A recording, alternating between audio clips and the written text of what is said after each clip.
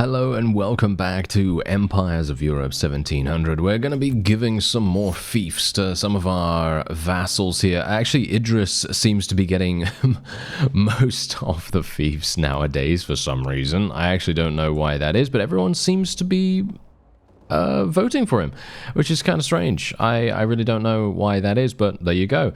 Apparently he's been making friends. Isn't that nice? Anyway. We have the price of loyalty, which does provide us now with a 0.5%, minus 0.5% to food consumption, wages, and combat-related morale loss for each steward point above 250 in your party. For me personally, I think I'm gonna say this right now, okay? I actually don't think this is that strong, because in the grand scheme of things, just think about it. When do you usually get the 275 perk? When do you usually get that? You usually get that at the very end of the game, right? Or very, very, far into the game when you've progressed your character a significant amount, right? Well, if you take a look here, this is all related to things that you don't actually need at that point. In the end game, you don't need food, you don't need wages, you don't need combat morale loss reductions. Because all these things are fundamentally already completely and utterly sorted for your character and for your army in general. Most of the time, you're not going to have to worry about any of them.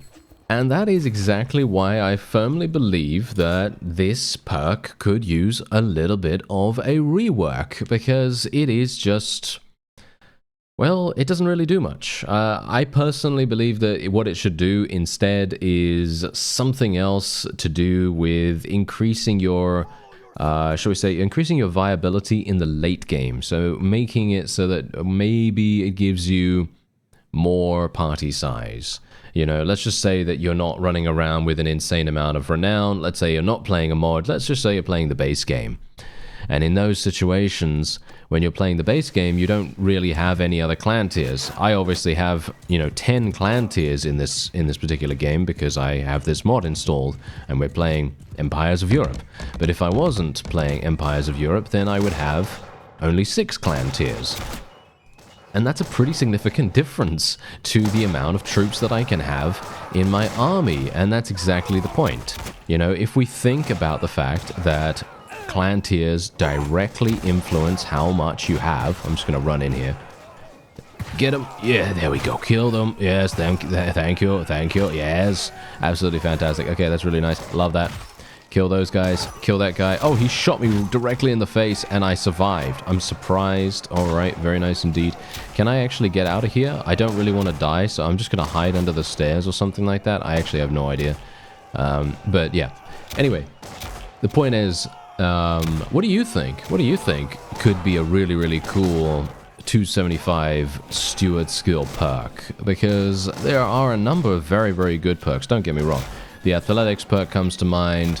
The trade perk obviously comes to mind. If you can make it work, then it is pretty nice. It's nice to have a little bit of extra functionality when it comes to dealing with fiefs and fief acquisition, that is.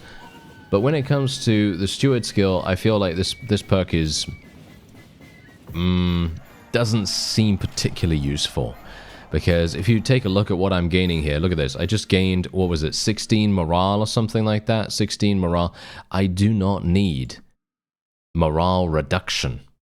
I don't need morale reduction at all. I don't need wage reduction either. I don't need food consumption reduction, even though it is obviously pretty useful to have food reduction consumption, obviously, especially when it comes to lengthier campaigns and everything. Of course, you're going to need that kind of stuff. However, it does beg the question, well, what's going to happen otherwise? What are you going to do otherwise? Well, as I said, maybe... army size increases, because as I said, you're gonna obviously have clan tier 6 probably at that point if you have 275 in steward, unless you've been really gunning it. You've been trying to get super high a level of steward really fast. In other words, getting a lot of food variety and trying to maximize that as much as possible, because you could technically get to 275 quite fast, actually, if you just continue doing that. You know, let's say you're a trader or something like that, and you're also doing steward at the same time. Kind of makes sense, right? Kind of makes sense. Let's say you're doing like an intelligent social build or something like that, and you're going with trade and you're going with steward, and you could actually get some pretty cool results as a result of that. You know, you could get some kind of, you know, amazing things going on, because you're going to have an insane amount of travel time. And that's actually one of the things that obviously steward benefits from a great deal, because if you have a wide variety of food, your steward skill is just inherently going to level up. Of course, you know, it's obvious, you know, that's just how it is, you know, spending time in the game with, oh, okay, apparently the Polish want to make peace with us, all right. Well, that's interesting. But yeah, spending time in the game with a variety of food, and having focus points in steward, and having, you know, intelligence spec and everything, it's just a matter of time, you know, it is just a matter of time before you get to the maximum level. There isn't really anything super challenging about leveling up steward. However, that's exactly my point. It isn't challenging, so maybe the reward for it, because technically the reward is 275, right? The thing you want to get as soon as possible, basically, is the 275 perk in any skill. And I'm talking about, you know, basically anything right here. You know, like if you're leveling up athletic skill, or if you're leveling up throwing skill, because obviously my throwing skill is obviously insane right now. I'm doing so much damage with throwing weapons, even though they are grenades. Obviously, grenades are inherently just base value going to be doing massive damage, so it doesn't really help me that much. But the fact is, that 275 perk, that basically makes javelins into cannonballs, pretty much. It literally, you throw a javelin and it penetrates the person's shield, and you pretty much will kill them if you have a decent base value javelin to begin with. So you're going to be doing insane damage, unless you're using something like a stone, for example. You know, using a stone or something, you might not get super lucky with that. I'm not entirely sure, actually, how that would be. I've never used a stone at 275 throwing skill, but I think that would be quite funny nevertheless. Anyway, the point is there some reason why the steward skill shouldn't be reworked in some way or another? I mean, there's a bunch of other perks, obviously, that could definitely use reworks. I'm not even going to get into the entirety of that right now, but there's a lot of them. There are a lot of perks that could use some reworks, and not even anything too dramatic, but I'm talking about the things that are really impactful. As in, you work super hard to get 275, right? You know, I mean, most of the time you're going to be working quite hard to get 275. And then as soon as you get 275, you look at the perk, because let's just say that you haven't looked at the perk before that. And then you get a little bit disappointed, you know? You get a little bit disappointed by the fact that you've taken this long, because I know that I did just now, because I didn't even realize what the steward skill, you know, 275 perk was, because usually I don't even bother going for such a high amount of steward skill, because most of the time, what's going to happen for me is I'll just get a companion to do it, right? I'll just get a companion to, you know, deal with my army size, and they'll be my quartermaster for the playthrough, and then I will never ever worry about steward skill ever again. I'll just basically let them do it, and that's it. And I actually don't think, I think it's been either a very long time, or I've never ever gotten it before where I've gotten 275, which is hilarious. I think I have taken a look at the steward skill in the past, because obviously I have done a tier list covering every single perk in the game.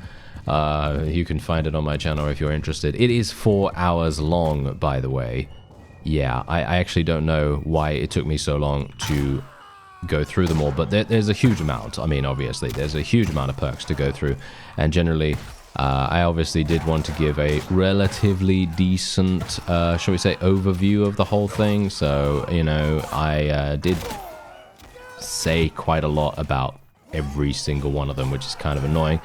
But, you know, obviously, if you're interested, it's there on the channel somewhere, so you can take a look if you so desire. But otherwise, the point is, I did take a look at it back then, and I don't know what I put it in, to be honest. I don't know what I put in. I think I thought that it wasn't that good at the time, but maybe it's actually quite funny to do these kinds of videos, because obviously, when you do them, maybe, you know, with time, your perspective changes. You know, maybe your opinion changes, just like anything, basically. You know, like if you watch a TV show sometime when you're, I don't know, when you're a teenager or something like that, and then 20 years later, you watch the TV show again just because, you know, it's a classic or whatever, and you want to revisit it, and then you see it in a completely different light. And that's kind of what I'm talking about here, obviously on a very, very different degree, because let's face it, you know, this is a perk in a game, but, you know, it's not the same thing as a TV show, right? But, you know, the analogy should be rather accurate, or at least I hope it is. Anyway, there's another victory for us right there. Very, very nice that we did have some of our vassals come along and actually help us as well. That's really going to make a big, big difference to us. Just going to be leaving all of this stuff. I will take all the loot because, well, I'm not going to get any experience for it otherwise. And we can now move on. There we go. Very nice indeed. And we can just slap a little bit of money in there too. And, yeah, we've absolutely 100% destroyed pretty much every, well, we haven't destroyed every faction, you know, completely or whatever, but every single faction that has tried to go toe-to-toe with us, and this is also the reason why converting prisoners is amazing. Look at this. Look at how many people I can actually get here. Unfortunately, my morale is taking a little bit of a plummeting as a result of this, but, you know, that's just how it goes. Anyway, as you see, look at our territory. Look at our territory right now. It is absolutely incredible. And there's Rome. Yeah, that's my only fief. That is literally my only fief right there. This has still not gotten taken. That has still not gotten taken back, which is very funny. I'm not entirely sure why, but it's still not got taken back because it's rebelled a long time ago, and we still haven't sent any vassals over there to take it, which is quite funny. But if we take a look at the diplomacy screen, you can see here we are at war against these guys. I don't know where they are, to be honest, on the map. I don't think I've seen any of their fiefs just yet, but maybe we're relatively close by. Otherwise, they wouldn't have declared war against us, or we wouldn't have declared war against them, at least. And then, obviously, we have the Ottoman Empire. They are very much, I think, the strongest faction in the game, with the exception of us. Oh, no. Actually, never mind. The Tsardom of Muscovy. They are the ones that are... Oh, they are dangerous. Look at this. They've got 33 towns. Are you joking? 33 towns? Where are they? Are they up here somewhere? I have no clue. I mean, it must be here, right? No. This is Poland still. All right. Okay, wait a minute. Yeah, no, there we go. This is where they begin. Okay, so they're basically here. This is their territory right here. That's crazy. That's massive. Similar to the Ottomans, though. Similar to the Ottomans. And as you can see, we're basically just about getting into their territory here. Very, very harsh. Aha! So we have a situation. Oh yes, we have one of our patented field battles here that we might be able to do some pretty fun things on. I personally really enjoy doing field battles. I think field battles are the most fun in this mod. Sieges are okay, but obviously they suffer from the same kind of issue that Bannerlord in general suffers from, and indeed Warband to a certain degree. You know, unless you're playing mods, obviously, because mods, you know, change things quite dramatically. But the point is, you know, standard sort of Bannerlord gameplay in sieges is not my favorite activity. Let's just say that. You know, it does get a little bit repetitive at times, but let's just make sure that we're actually getting... yes, nice. And getting these guys into a decent position. Let's put some artillery out there as well. Let's get these guys over here, and then we're ready. There we go. Now, I am a little bit damaged, so of course I could potentially get murdered. But I'm going to try my best, okay? We're not going to do something stupid this time. We're basically just going to let the enemy make mistakes. They're going to be coming in. All right, let's do it. Let's do it. Fire at will. Fire at will, friends. Yes, there we go. insane amounts of damage immediately coming out from our forces here, and I'm very much hoping... you know what? I'm actually going to go over here. Let's try and see if I can do some damage with my grenades. Nice, nice, nice. Perfect, perfect. Nice. Okay. Can we get some more of that? That is all we need. That is literally all we need. I just need to try and inflict as much damage as possible. Try to kill the vassals as well. Obviously, as I said beforehand, that is one of my favorite ways of actually achieving victory in Bannerlord as well. Inflicting morale damage is actually underrated. I feel like it's underrated as a way to achieve victory. I think it's one of those things where you don't really think that it's going to be so effective, but it is actually very effective. Surprisingly so. Anyway, well, let's see. Let's put these guys over here. There we go. Just going to move them forward a little bit. Let's actually get them like so. Let's move these guys a little bit forward too. And then we can tell our cavalry to just charge in, because we do have the enemy. The enemy cavalry has been completely and utterly devastated, so we don't even need to worry about those guys.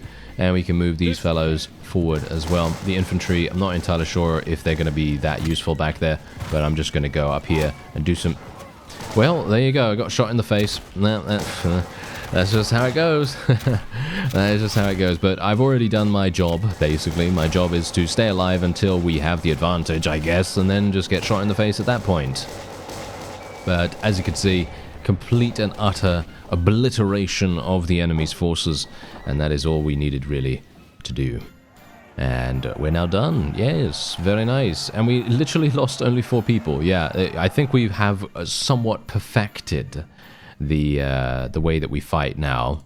Much better than we have been in recent times. You know, because let's face it, in the last... I think in the last 5 to 10 episodes, we've been doing some really nice work when it comes to the damage that we're able to do, and how we're able to fight against significantly larger numbers of opponents. It is actually making things really nice for us, actually. Super surprised that we're able to do something so simple here. But anyway, we're just going to take this and let me move over. I'm not entirely sure where to go, to be honest. I don't really want to besiege another castle if I can help it, because there's only 221. Oh, hello.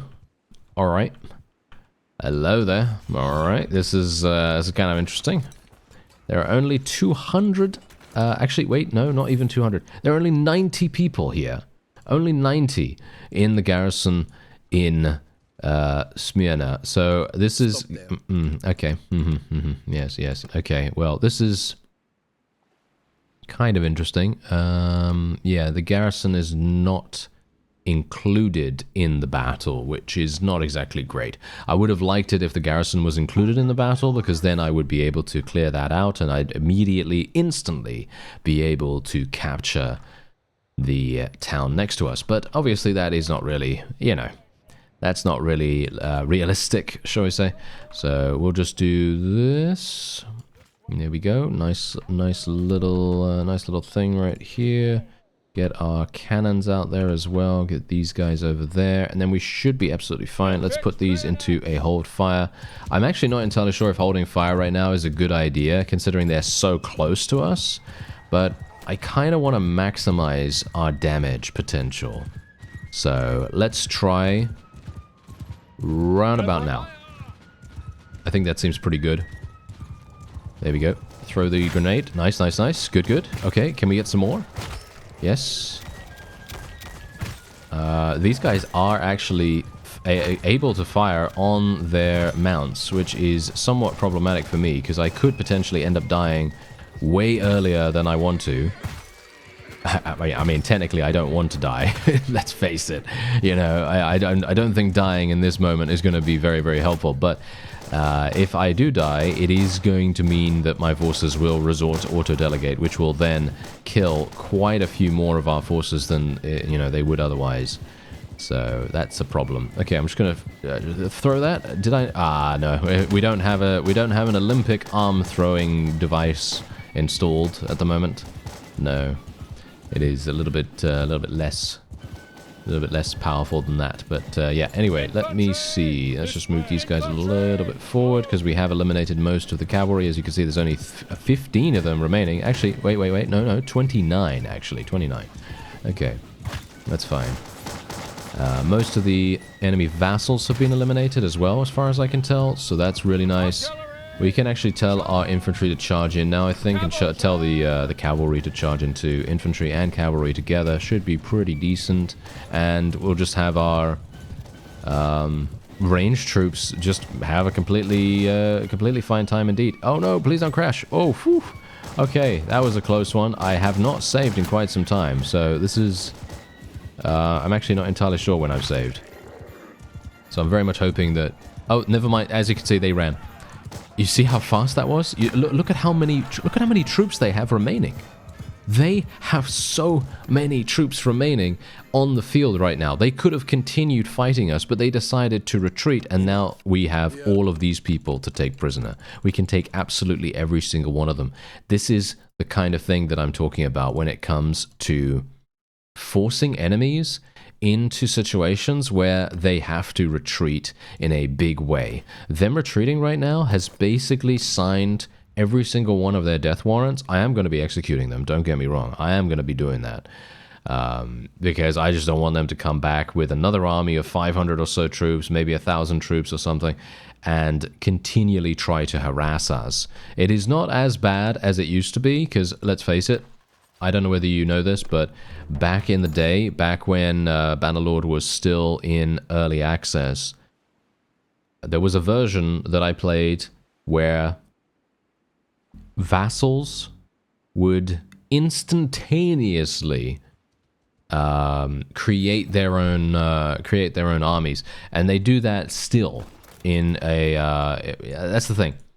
Okay, to actually explain this a little bit more succinctly, I'm going to need to go back to the beginning, as it were. So basically, the second version, or one of the versions just after early access came out, was attempting the wonderful thing. I thought this was a really cool feature of Bannerlord, and the vassals themselves would act exactly how a player might act. In other words, they would have to go manually to every single village, every single town, castles, and so on and so on and so on, and anywhere that they could recruit, basically, and get volunteers from those places. And getting volunteers from those places and then leveling them up, that would be the initial job of the vassals that, you know, immediately got spawned in at the beginning of the game. That's what they would initially do. However, and now this is where things get a little bit messy for them. Unfortunately for us as players, the AI then took a massive, they got a massive buff, right? Because basically what happened was, with the sort of like simulation or simulatory nature of the AI, with what I said, where they go around, you know, recruiting and so on and so forth, they would just run around with recruits most of the time. All they would do is they would just recruit the lowest level of troop, and all they would do is just run around with that. And they would try to attack you, and they would die, and it would result in them literally just creating a meat grinder for them to run into if you were any bit strong. Because, of course, if you have, you know, tier 3, tier 4, tier 5, maybe even higher, you know, tier units, anyone that's running around with a bunch of recruits, they are very much destined to be defeated, right? And so that's what would be happening in one of the earlier versions of Bannerlord. Then the developers, they basically went back to the drawing board with that, and they decided, you know what, okay, fine, we're going to scrap the simulation nature of how the vassals work, and now what they're doing is what we have right now, which is the vassals, they still kind of go to the villages, but what they also do is they recruit from the garrisons of towns and castles. And this is obviously the magical element, quote unquote, that is a little bit unfortunate in my opinion, because I still would love it if they would do you know, the sort of simulation stuff, because I think that would be really, really amazing. I think that would be super, super fun to actually see a vassal be defeated and then get back on his feet from scratch and actually act in a smart manner as a result of those things. I think that would be really, really fun.